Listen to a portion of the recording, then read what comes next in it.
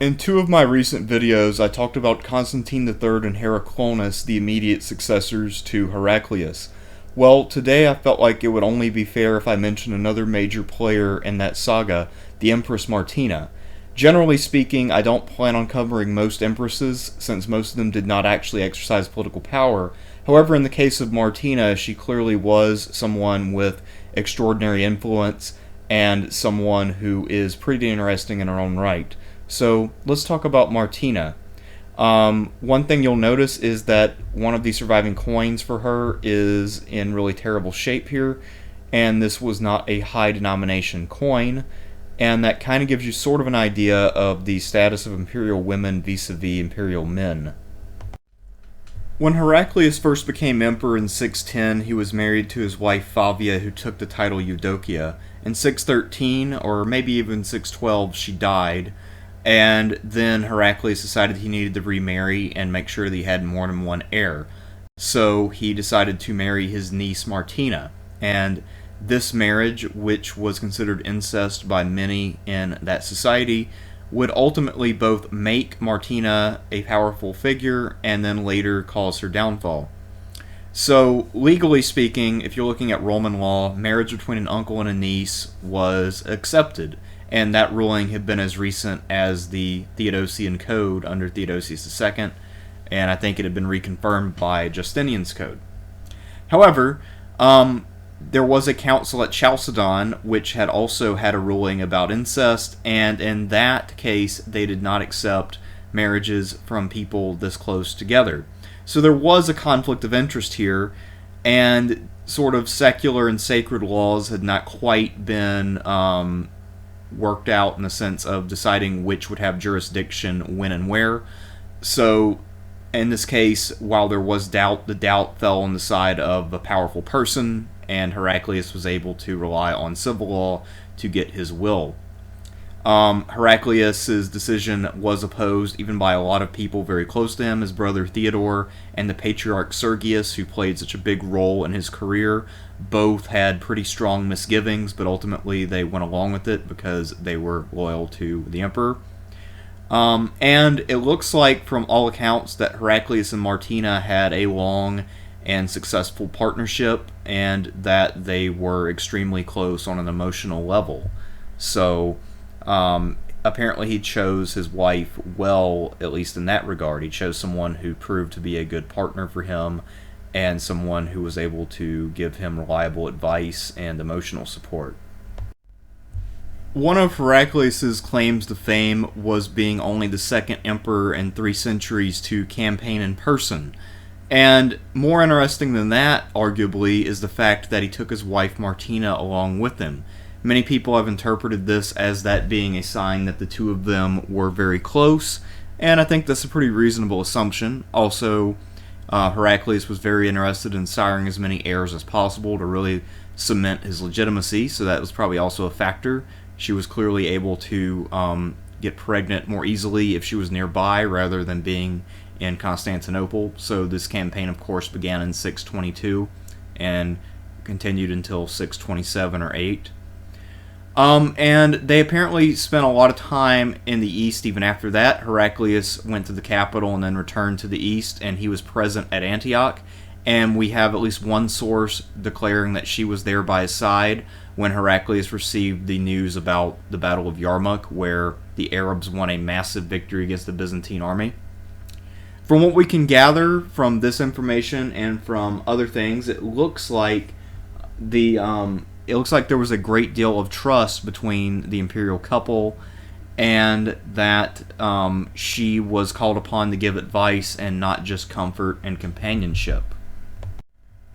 So, as with many marriages between people who are too closely related, there were some viability issues with the offspring that Heraclius and Martina had. Now, by the time that she gave birth to Heraclius in 626 or so, she had already had several childbirths, and all of the males from that marriage had been people who suffered from either mental or physical defects. In Byzantium, you were only considered eligible for the throne if you were free of any obvious ailments. because a lot of ailments such as, say, dwarfism, that's why I put Tyrion on here, or maybe even something like a cleft palate or a bad limp, all of these things were considered to be a sort of judgment from God, either against the parents, against the offspring, or maybe just a simple sign from God that this person was not intended to rule, even if it's not necessarily a moral judgment against them. And because this kept happening to the imperial couple, and many of their children suffered from this, a lot of people began to openly wonder about the piety of Heraclius and Martina, and you combine that with the kind of political and military setbacks that Heraclius suffered, and there were a lot of people who really wondered if God was passing judgment on Heraclius and finding him unworthy in some way. As Heraclius began to get older and more sickly, Martina began to try to take steps to ensure the survival of her children and ensure her own place going forward after Heraclius' eventual death and the accession of his son by his first marriage. So in 638, she was able to convince Heraclius to elevate Heraclius to the rank of Augustus alongside his elder half-brother Constantine III. Many people, at least in the sources, tend to think that what was happening is that Martina was actually the power behind the throne for Heraclius, and that she was using him as a puppet, and that she was actually intending to run the show. However, we actually don't really know if that was the case. It is possible, given what happened later, that this was a sort of propaganda effort on behalf of the descendants of Constantine III to smear Martina and to smear Heraclius by extension, and we'll look at the reasons why that might be the case right now. So why would portraying Martina as a puppet master be a way to smear her? Well, in the ancient and medieval world, this was very much a man's society, and any woman who was ambitious or sought to exercise power either in her own name or in any kind of de facto way was seen as being, somewhat evil. And the natural way to smear a female who was ambitious was to attack her character, and the way to do that was to accuse her of sexual misconduct. The reason for that is that the sexual chastity of women in this period was considered very important, because if they were considered at all promiscuous, then the legitimacy of their children would be called into question. Keep in mind, there was no Maury show or any paternity testing available in order to figure out who the father was. So you basically had to rely on the wife's word, and one way to really smear an opponent is to suggest that his children were by a different man, and that was a true fact for all of antiquity. And in a way, that's kind of what they do by portraying her as illegitimate and by emphasizing the incestuous nature of her relationship with her husband. And for whatever reason, while this stigma does seem to have attached itself to Heraclius to some degree, Martina was really the person who really received the brunt of the abuse. I mean, I guess maybe it's because Heraclius won the Battle of Nineveh and Martina didn't, but at any rate, there was a double standard for sexual conduct in the ancient world, and ultimately this would be something that would really cost Martina dearly. I'm now going to briefly summarize the events of February to September of 641. If you want to see this in more depth, I recommend checking out my videos on Constantine III and Heraclius, where I also go over this.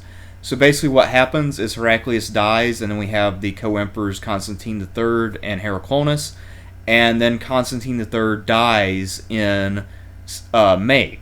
It looks like he died of natural causes. He was not well even when he ascended to the throne.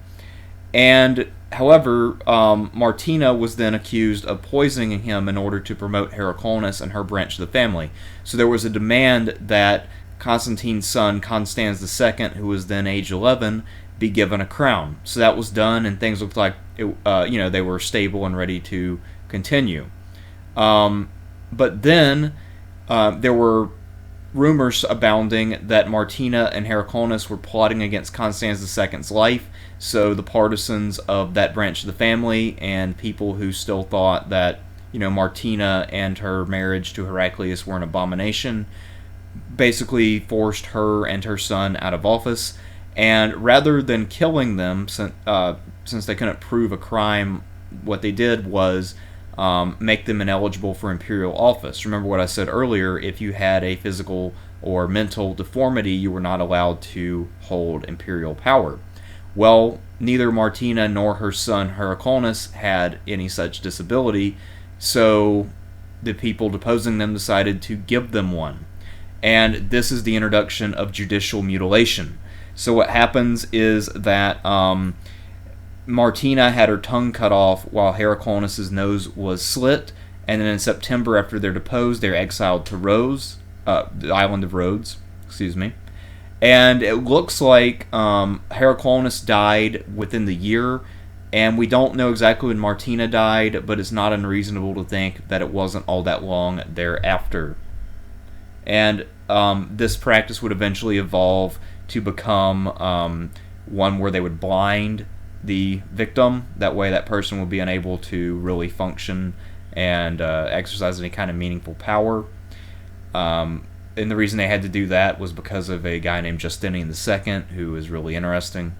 Anyway, that is my spiel about Martina. I think she's one of the more interesting empresses. Let me know what you think, and we'll come back with more content soon.